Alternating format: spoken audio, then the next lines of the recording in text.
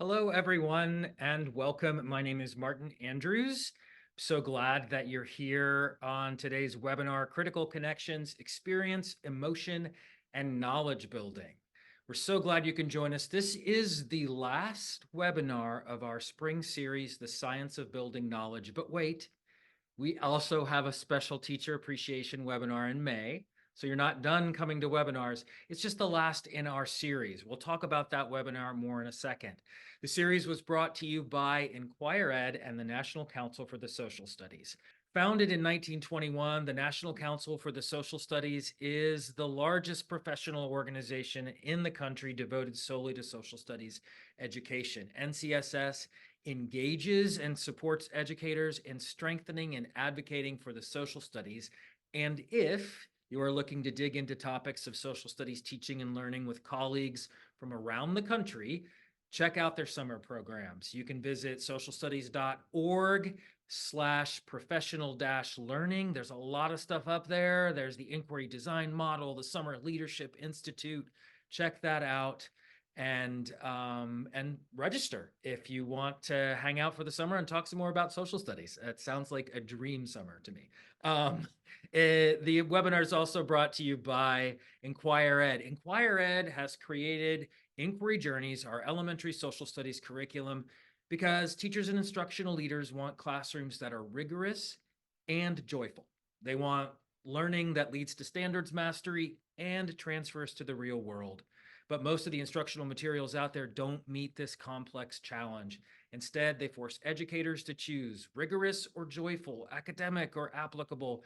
Inquiry Journeys helps them navigate that complexity, and together we make joyful, rigorous, and transferable learning possible for every K-5 social studies classroom. Your school or district can pilot Inquiry Journeys for free. Just go to inquireed.org/pilot or scan that QR code.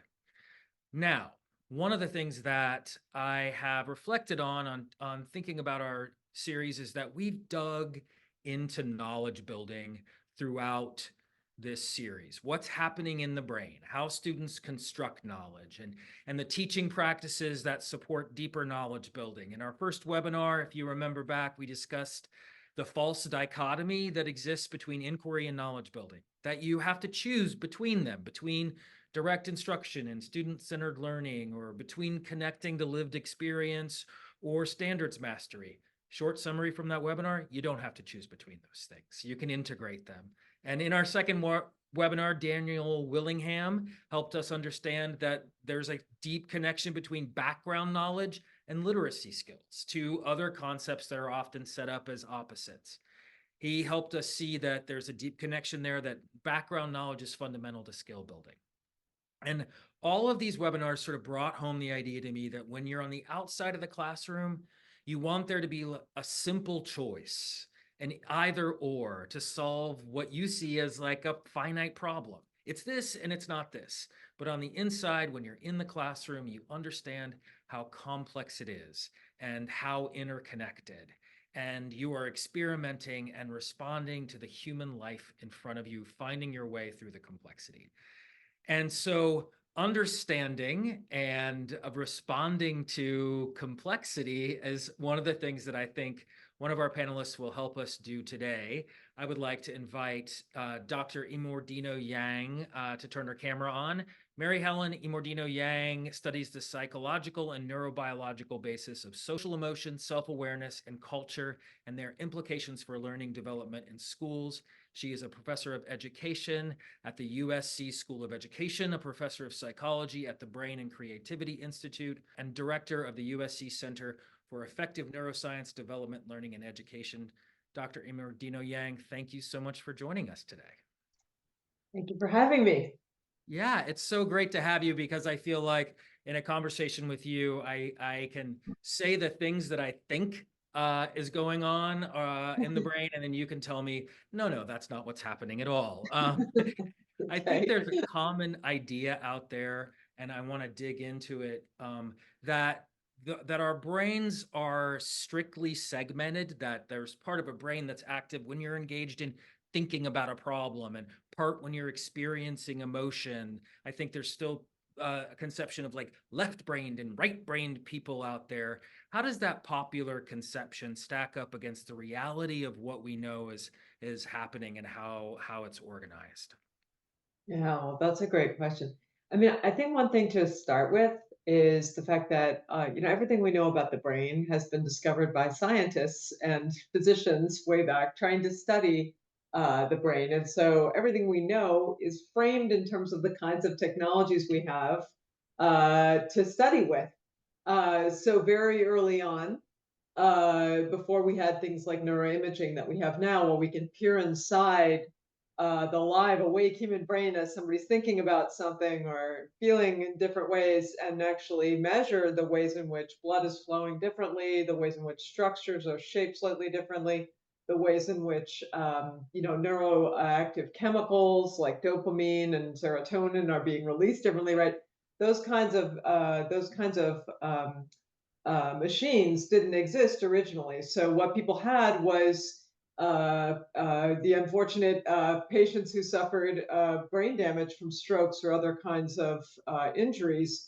And the best way that they had to try to understand how the brain was working was to sort of look at what someone could have done before they had a stroke or an injury, right? A stroke is basically a blood clot stuck somewhere in your brain, or a bleed that that kills tissue. So you get a hole in your brain, basically, and then what's different after the hole is there that wasn't there before? Grandma used to be able to sing "Happy Birthday" just fine. Grandma gets a stroke and the right, Broca's area analog, and all of a sudden, Grandma can't sing "Happy Birthday" anymore, but she can still talk, and that tells us, oh wow, look at that, music's over here and language isn't. You know, so it led us to these kinds of what we call modular approaches to understanding how the brain's organized. And in a small way, that is a way to see it. But what we know now, that we have new technologies that allow us to do really complex, dynamic mathematical modeling of what we would call networks, right? The ways that different regions of the brain are communicating with one another, are co-regulating one another, are co-activated, or turning each other up and down. The ways in which these regions are interacting in these networked capacities has an amazing is an amazing new source of information about how the brain and the mind is organized. Of course, I have been the first person to point out that now we have networks and we also have the internet and things like that as our technological metaphors, right? So what else is coming down the pipeline? But what's very clear is that the brain does not work in this modular way. It's not divided up into little pieces that are like the cogs in a machine that just get put together like a sort of modular machine where you've got all different parts. Instead, there are parts, but they are deeply interconnected with one another. That's very clear. And their functioning is codependent on one another. And the way in which functioning changes when you lose one region or one part is not what happens without that part. It's how all the other parts are compensating for not having a part, right? So the way that we understand the brain now is much more interconnected and dynamic. It's much more network oriented. It's much more about the ways in which things are changing in real time very quickly and rapidly as we adapt our minds and ourselves to the things that we're thinking about and engaging with in the world. And so, in that sense, we really don't think of the brain as having little discrete modules anymore, even though there are parts of the brain that contribute certain kinds of processing to the whole of the mind. Now, you're currently work in the field of neuroscience of learning, but you began as a seventh grade. Was it a seventh grade teacher? Yeah, Math, maybe? Was it science.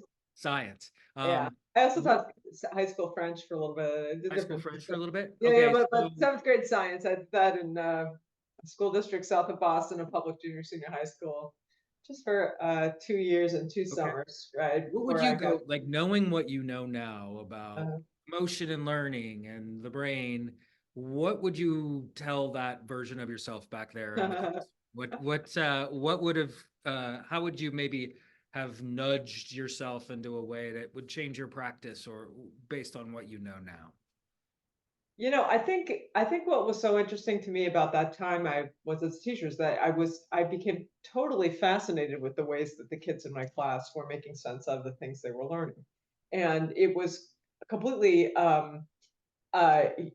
just complex and emotional and social. It turned out that the school district that I was working in, which was Randolph, Massachusetts, at that time was one of the most diverse districts in the US. It had immigrants and refugees coming from all over the world landing there.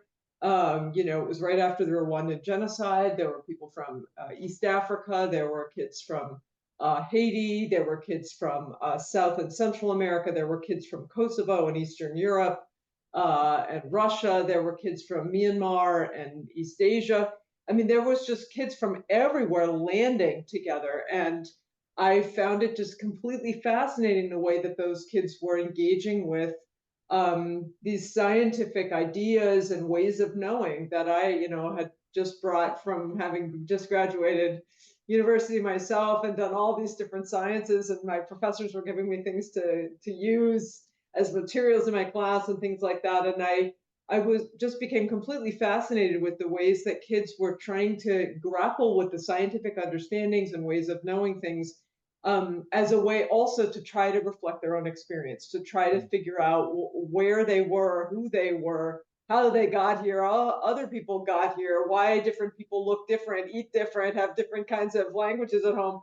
What does all that come from? So I think in that sense, I didn't have a great level of skill, right, in my teaching. So I would, I'm sure I could have used lots of more sort of practice in managing things. But at the time, I think the lesson that I really took from there was that listening to kids, really you can learn an amazing amount about uh, how they're growing themselves and how they're making sense of the world around them and the ways in which they're making sense of the material also in your class and the community you're building in your class. And that just really fascinated me. And it was those dynamics that drove me back to grad school to try to figure out how I could understand better the integrated nature of cognition and emotion and sociality and cultural experience in the construction of developmental sort of ways of being and also of disciplinary knowledge. I mean, it was just so obvious to me that there was such a rich cauldron of ideas and emotions brewing in that space. I mean, of course, they're seventh graders, so there's going to be a lot of cauldrons of a lot of things brewing in the space. But it was really just completely fascinating, and I wanted to deep dive into trying to understand how kids were making sense of their experiences and the ways that school could serve those developmental processes. Yeah, I mean, it's so great. The teachers that are going to be on. So we're going to have some teachers from Flemington Raritan School District on in a second. I'm going to bring them in, and Yeah, I'm sure that they were smiling because the unit that they're going to talk about that they worked on with kids was migration and movement, yeah, I saw that. That's about fantastic. so many Yeah. and how it affects the kids in their district too. But um, one of the things that I'm curious about before we bring them on is that you write in your book, Emotions Learning in the Brain, that there are huge benefits in creating working relationships between like neuroscientists and K-12 educators that are working every day in the classroom. What could you talk a little bit about how maybe you would envision that relationship working? Like, what is the back and forth between practicing teachers and researchers? Yeah, we're really trying to build this out now. My own personal focus is especially on middle and high school because I just think it's so neglected as a space for innovation and for real relationship building in the standard sense. But really K-12 and even on beyond 12. I think what we really need to do as a society and as a profession is to think about how the science can empower educators to make sense of the things they're seeing, and how the educators can empower scientists with the important questions. Mm. So, educators are on the ground interacting with kids, and the ones who are really deeply ensconced in their work, the way that we hope that they will be, are getting to know the kids, are querying those kids' thinking, are working on a day in, day out basis with those kids, are building relationships, they're fostering a kind of community of thinking within their classrooms where kids are joining together to try to leverage the materials and the curricula to have experiences that really grow them as a thinker, as a civic agent, as a human being, and that they also learn stuff from, right, in the sense of building knowledge.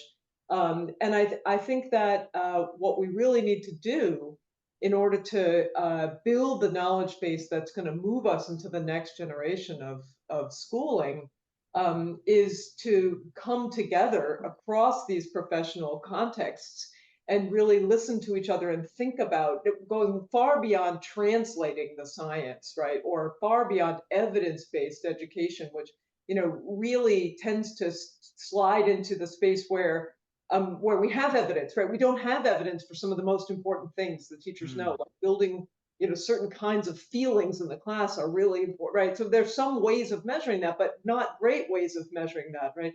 And then on the other side, thinking about what are the big questions that are worth asking in today's schools. We have a lot of knowledge about what happens. Teachers know a lot about what's going on, but they're also seeing a lot of things that don't make sense that we've never had to grapple with before. And the purpose of education is changing. The civic landscape, the civil landscape, the ways in which kids are being engaged in the community, and the future work and outcomes for them are shifting all the time. This is the nature of our evolving human society, and we really need to be responsive to that in schools. Mm. That's asking a huge amount of teachers, right? And so, what we really need to do, I think, is transform the conversation that exists into a really interdisciplinary, or what I would call transformative, disciplinary. So, a place where we can talk together, where educators are bringing what they know and scientists are bringing what they know,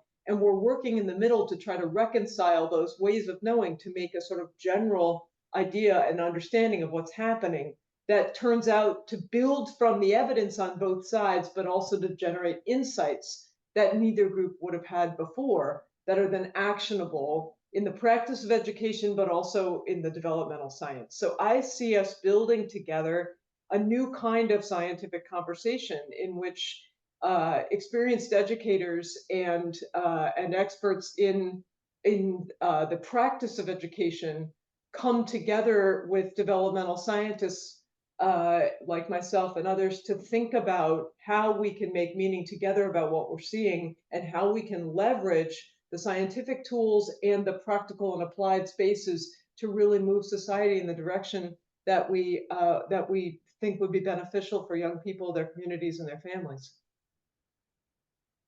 Well, I think in the spirit of one small step toward Mhm. bringing a researcher together with practicing teachers, Yeah. developmental scientists together with people who are in the classroom.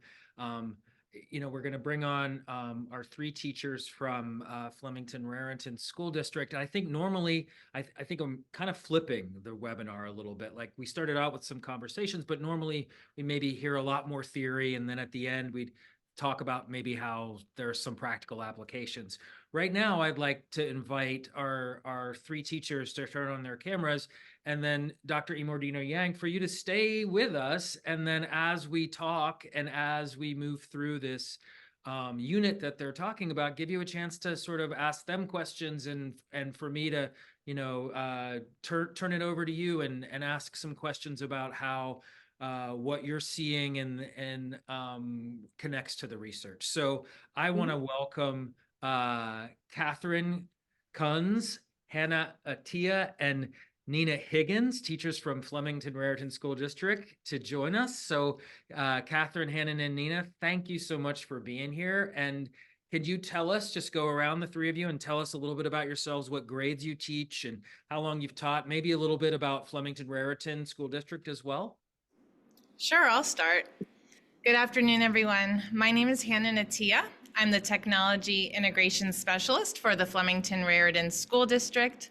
I service two of the four elementary schools in the district, one of them being Francis A. Damar Elementary School. And this is where I work closely with my colleagues, Mrs. Catherine Kunz and Miss Nina Higgins.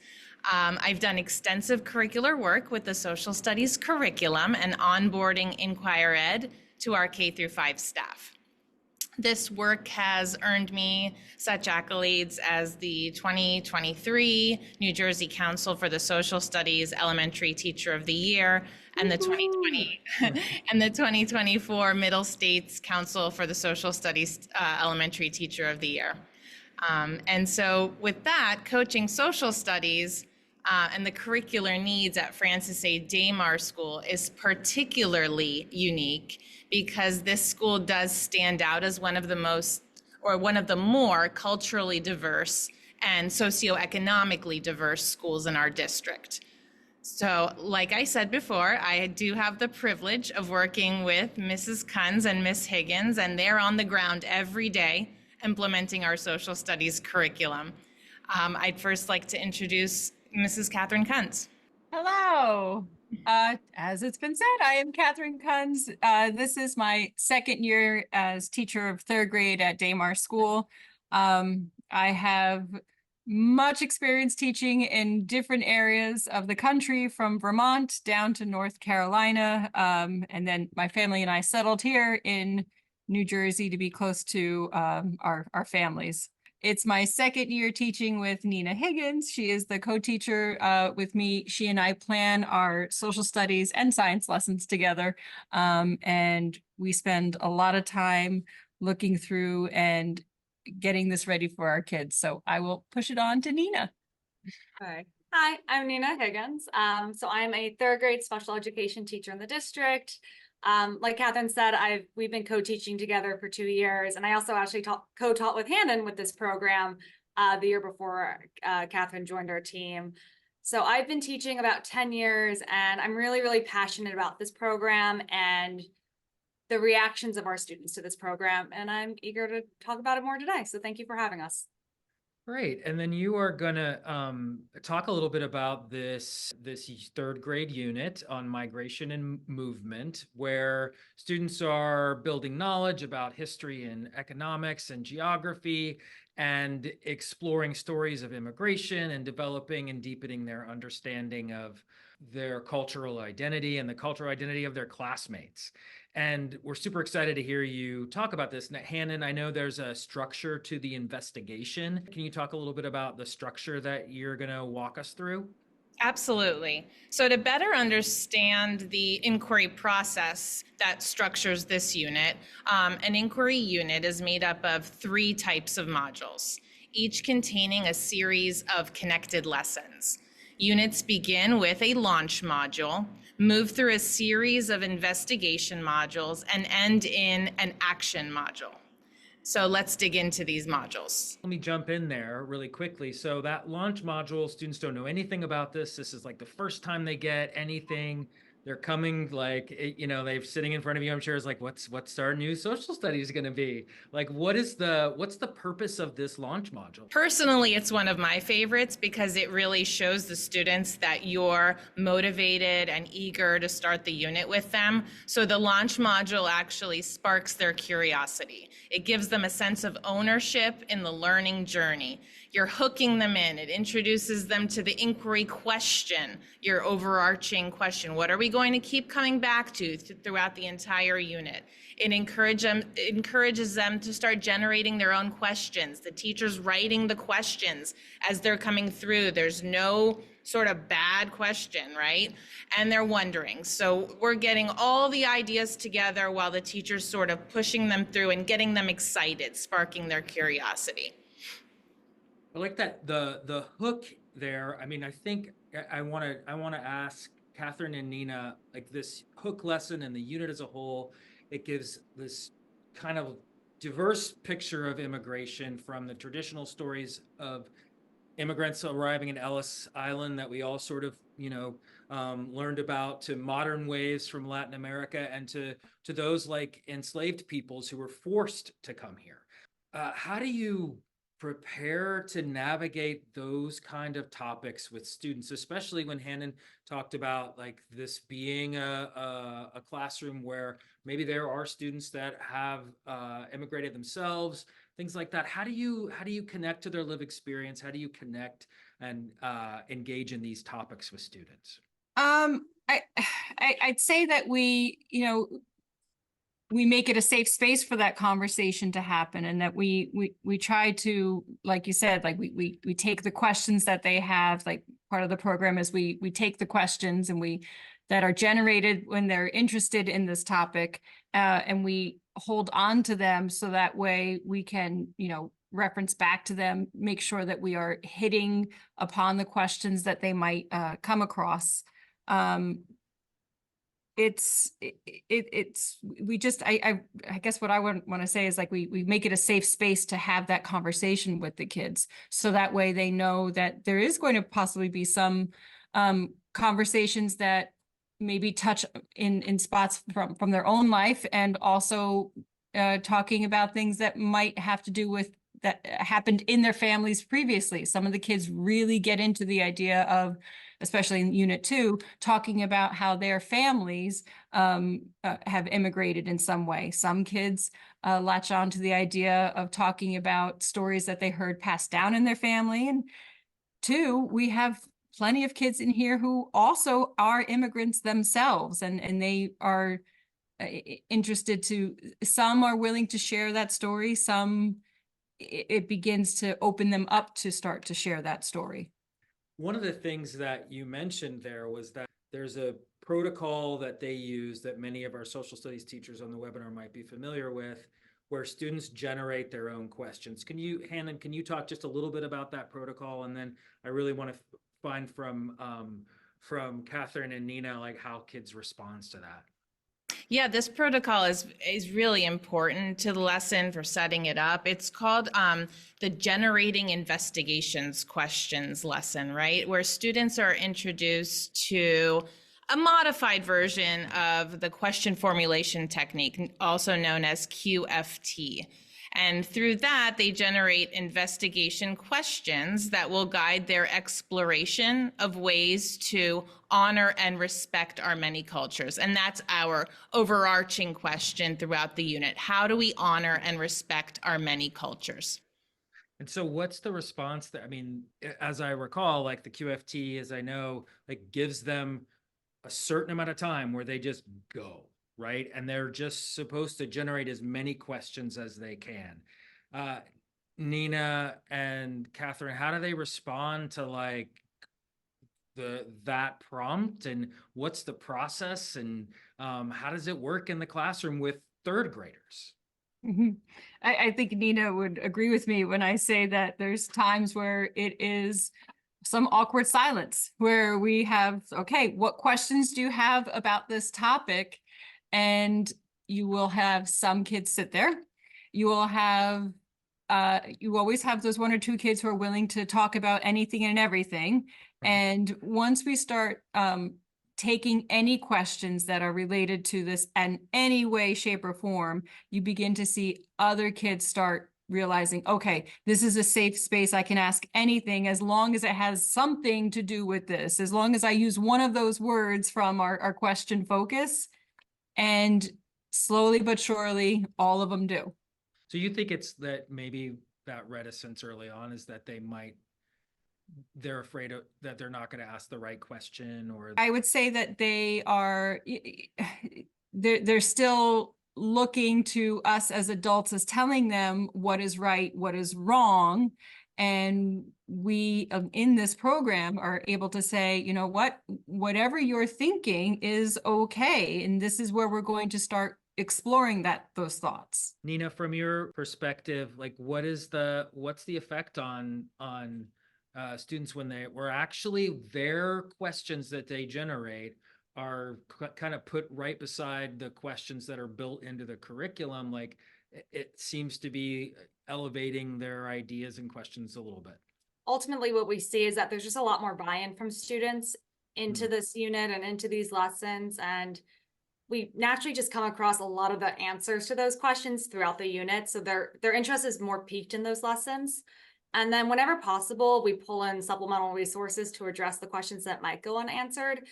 But I think, again, it just really shows the kids, you know, we value their thinking, we value their wonderings, and it just helps with that engagement piece.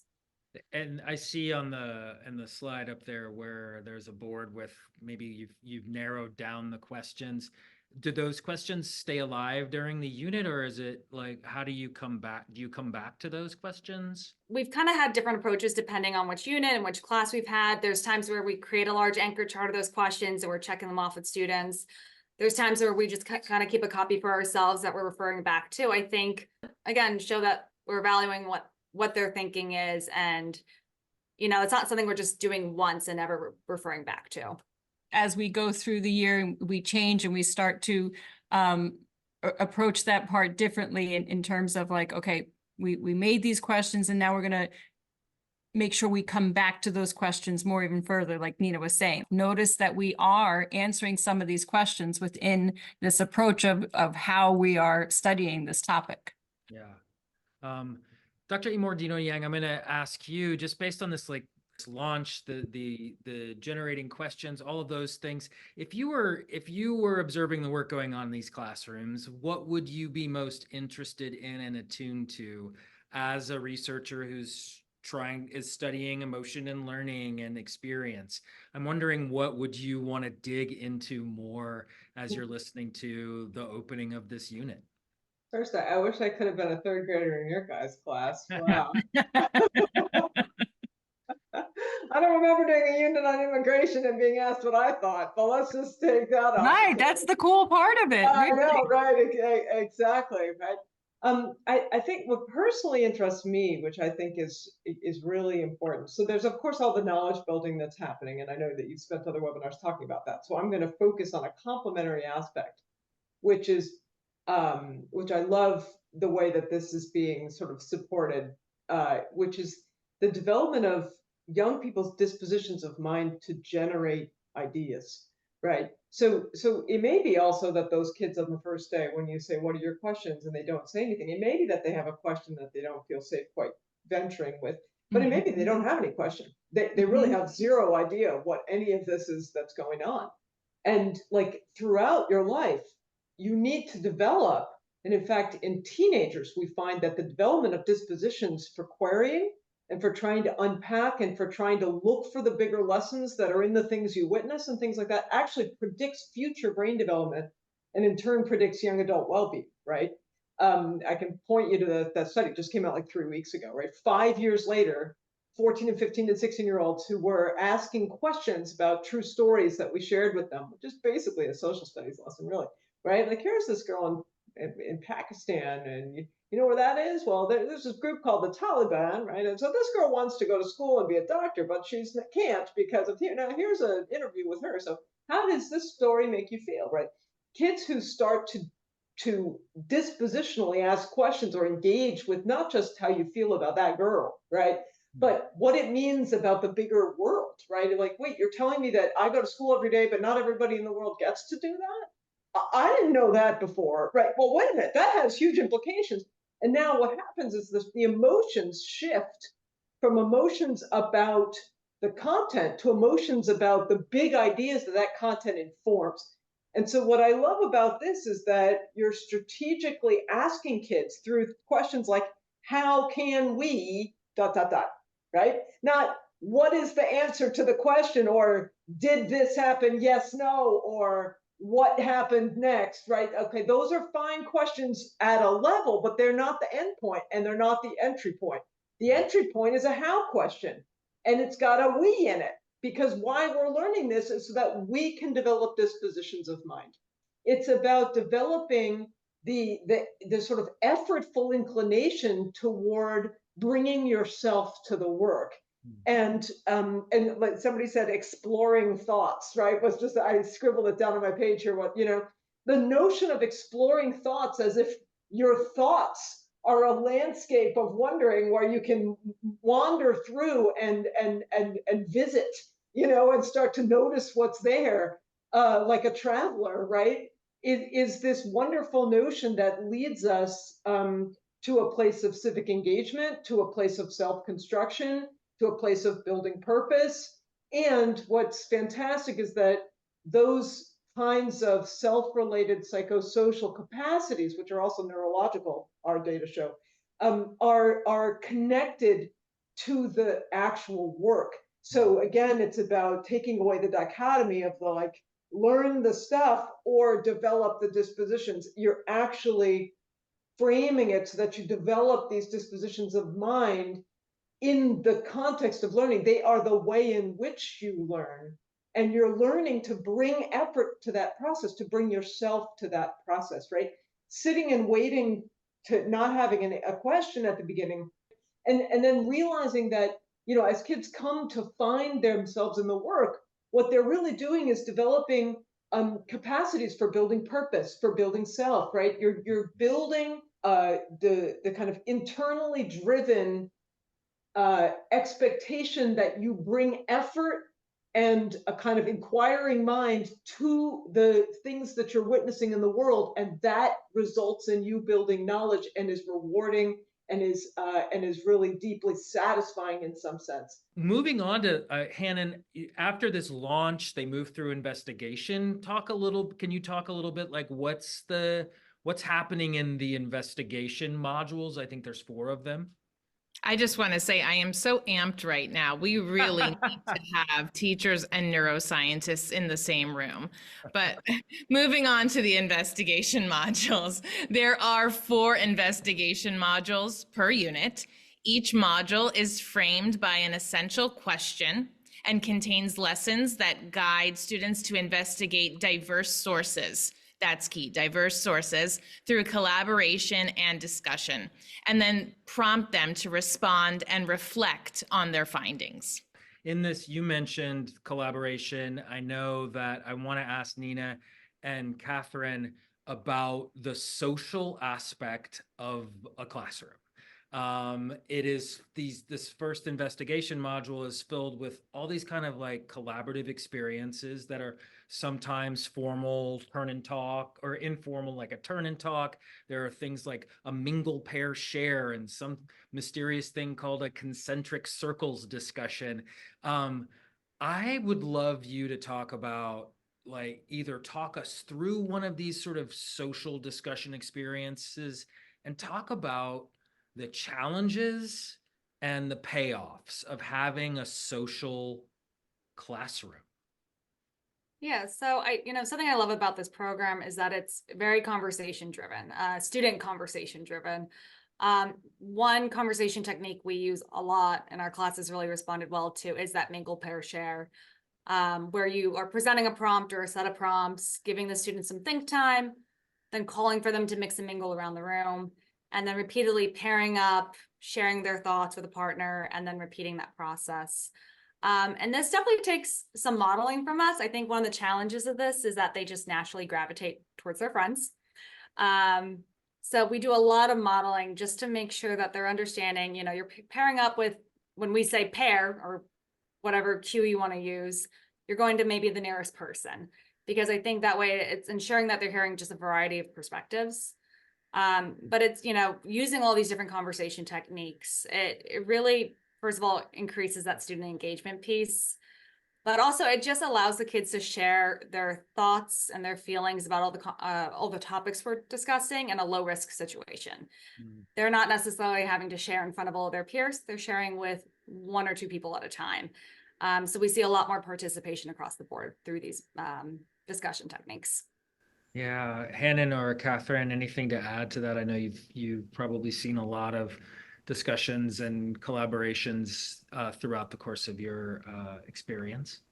Well, as Dr. Immordino-Yang had mentioned about this type of learning environment sort of allows everybody to participate, as Nina was saying, and nobody's passive, and any comment is a good comment.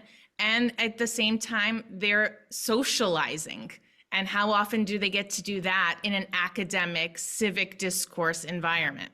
And just to also, like, for when we do come back, sometimes those kids who were reluctant to share originally, you'll see that hand go up because when they were concerned that maybe what they were going to say was somehow wrong. And when they checked in with a partner about it, their confidence grew. So that allows them to be like, oh, I was on the right path. And they will see that hand go up. So that's always great to see. I'm thinking of a couple of kids in particular in my class who even today, just in other subject areas, were doing that. So yeah, it's great. And if I may add, sometimes we even give them the opportunity to steal ideas. If they want to share what their partner said, it also activates their listening, which is also a great socialization technique. Dr. Immordino-Yang, I want to turn it to you, because I think that's another dichotomy sometimes we see, is that like, oh, if it's a social classroom, that's bad. The kids are so chatty, or there's like, so I think there's this idea that the social environment and learning kind of like are opposed to each other. So can you talk a little bit just about what you heard from them, and then based on the research, what's the connection between that social environment and learning? Yeah, well, let me just start by sort of taking it back to the beginning, which is that our very biology is social, right? Human beings are, I mean, let's put it this way. There's a reason why putting somebody in solitary confinement is a torture, right? We as human beings construct our sense of self in a very basic way in a cultural social space. It's impossible to isolate a person from their cultural history. There's no such thing as thinking that isn't socialized to be that way. There's no such thing as affect that isn't experienced in a socialized life, right? And so our modern traditional way of schooling, where people are are sort of uh, are considered to be independent, and high quality learning is what you can do by yourself, right, just does not reflect the human condition very effectively at all. And there are many cultures in the world where that's just not a value. But in our culture, it is a value for what other reason, and I think it hurts us in many ways. Speaking of immigration, I mean, there's beautiful work done by, for example, my colleague Barbara Rogoff, who studied children who and their families in Mayan indigenous communities in Guatemala, and looked at the way that kids are sort of acculturated into the learning process, and they sort of by pitching in, right, helping and pitching in, right. But then she also looked at the ways that kids who were brought to the US, who were then schooled in our traditional American public schooling system, changed those orientations toward other people over time, and the ways that European American kids acted. So they had sessions, for example, experimental designs where kids came in the Mayan village in the US schools, and then American non-Indigenous background kids from the US schools, right, where they would come to do a test where it was a game where somebody had a nice little model of a butterfly that you could learn to build with the experimenter, who would teach you how to build it, and then the kid could build their own, and they came with a friend, and so the other friend had to wait their turn to get to build it, right? And of course the experiment is actually about the friend, right? So the friend is being videotaped. They know that, right? But they're all being videotaped as they're sitting there waiting for their turn. And so the indigenous kids are watching while their friend is doing it. And then when they get to go with their turn, they already know how to do it because they've been watching the whole time, right? Whereas the Western educated kids, and especially the European American kids, politely sat and waited their turn, right? And looked at some magazines and things that were there. And then when it was their turn to do it, they waited to be told what to do, right? Where the indigenous kids who had lived in this sort of communal way already knew halfway what to do because they've been learning from watching their friend, right?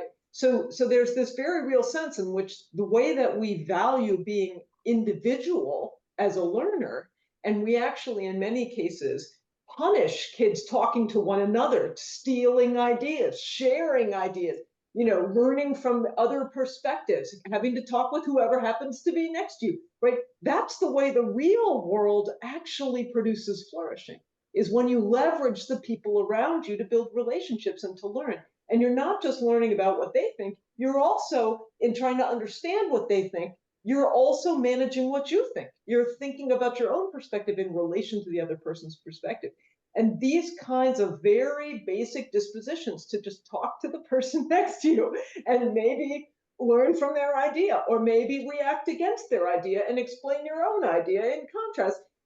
Is modeling the very kinds of thought patterns and behaviors that produce good relationships, that produce well-being, but that also produce, right, democratic conversations that go all the way up to the highest levels of government. I mean, our democracy is predicated, and the survival of our society is predicated on people being able to listen to one another and understand somebody else's perspective. Doesn't mean you need to agree with it, but it means that you need to engage with it and then think about your own and learn to present that in a respectful way.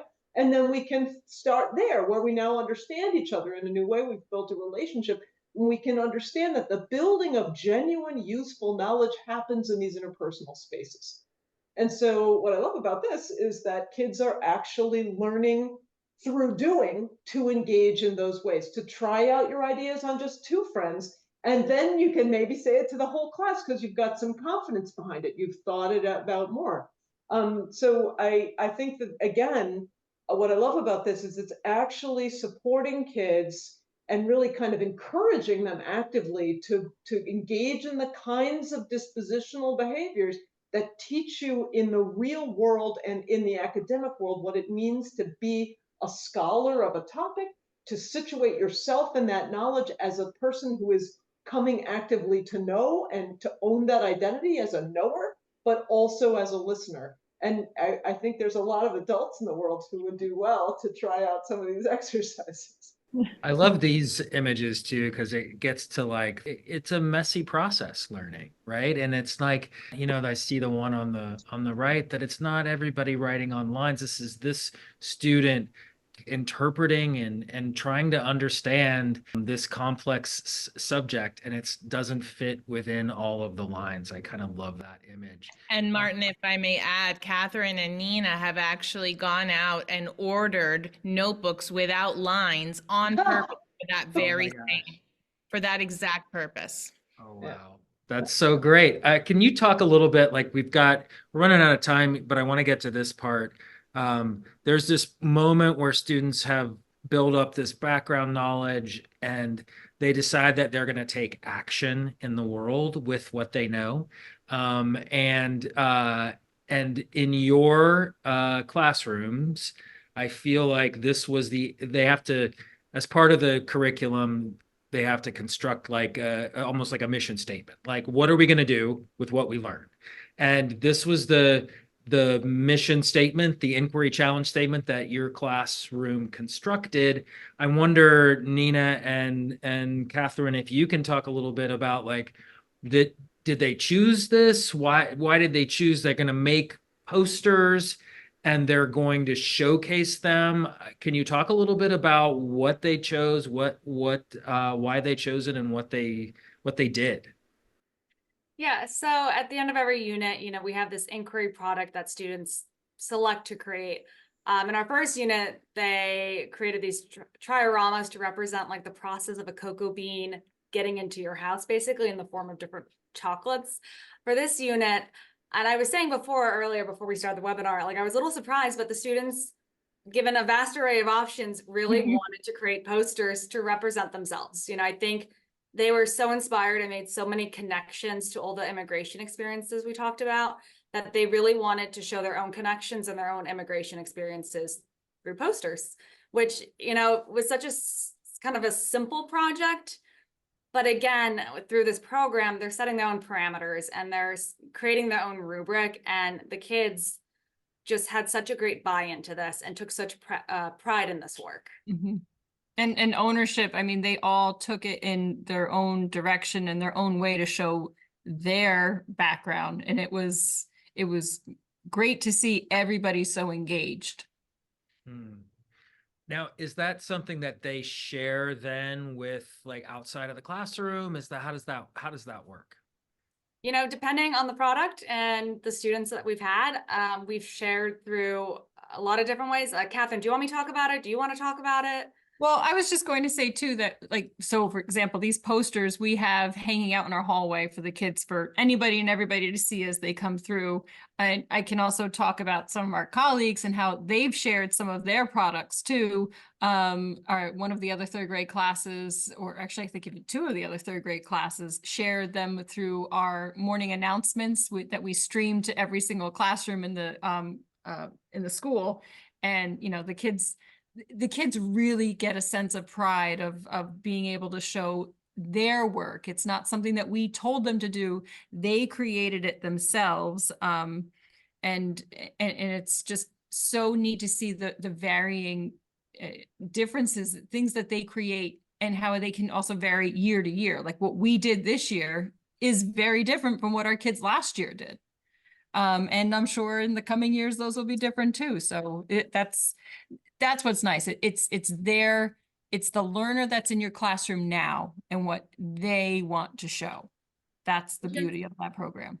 And being a K-4 school, you know, we have like kindergarten students making posters for the hallway. We've had, I think, a first or second grade class doing like a radio announcement for the school. We had a group of students last year who did chalk art for activism in the front part of our school. So it's just, again, like giving them that ownership of their learning and having them select their own audience. Yeah, I mean, they seem to be deeply connected to it. And I'm wondering, do we want students to be learning, right, inside the classroom? But then we want them to be able to apply that learning outside the classroom. And there is a connection, I think, between the emotional connection that they have to their work and if they can apply that outside the classroom. Is there a connection between that? Yeah, there's tons to be said about that. I mean, the short answer is obviously yes. But what I think is really a way to think about this, which I've been writing a lot about recently. I can make those resources available. I've been also speaking about it, but is that what you've really shown us is that the purpose of school is not learning, right? Learning is the means. But the purpose, the big picture outcome you're really looking for is not only learning, it goes way beyond that to development of the person. And so what you've done is situated the learning as a means. You've given the opportunity to learn about a topic, to gather resources, to analyze all those skills that lead to academic learning and knowledge building aren't just ends in themselves. They're embedded in the developmental process that the young person is engaging, and actually the teachers are engaging in too. It's changing every year. You're building something together every year. What that really says is we are developing ourselves as thinkers and using this as fodder for the process, as compared to thinking that the things that you learn are the point of being here. They're the means by which you grow yourself, which is the real point of being here. Right? So don't take me wrong. I don't mean that you don't learn in school or that learning doesn't matter. It's hugely important, but we think of it as the outcome or the end point, but it really is not. It's just the means. And then the outcome or the end point, if you want to have that, is this kind of ownership where kids become something that they wouldn't have already been given their opportunity to have engaged with this work. And that's why I love the kids are saying, I want to make a poster that represents who I am, which I learned nothing about that exact story in this immigration unit, but that's irrelevant because I see the connection.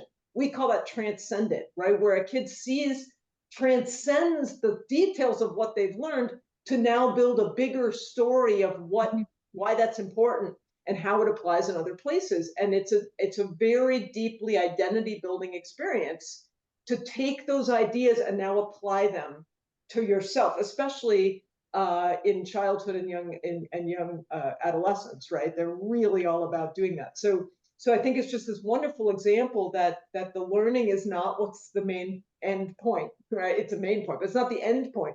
The end point is, how do the young people who've experienced this curriculum and learned these things, how have they become something different, something richer, something better? How have they grown themselves in ways that can be attributable to the experience of having engaged with this curriculum, aside from or in addition to, I would say, the actual content that took in. Well, thank you so much. And I think I second the earlier expression is that I wish I was in that third grade class when I was a third grader as well. I think another major learning from this webinar is when you get a developmental scientist together with teachers, you need longer than an hour-long webinar. Yeah, when I saw your plan, I was like, Yeah. But I think we've run out of time right now, and what I will try my hardest to get all of these ideas and thoughts into the blog posts when I summarize it. Dr. Immordino-Yang, I might bug you for some of the resources and studies that you talked about. Hannon and Nina and Catherine, thank you so much for being here today and for the work that you're doing every day with students. Thank you. Thank you, everybody. Thank you for having us. Take care. bye. Bye-bye.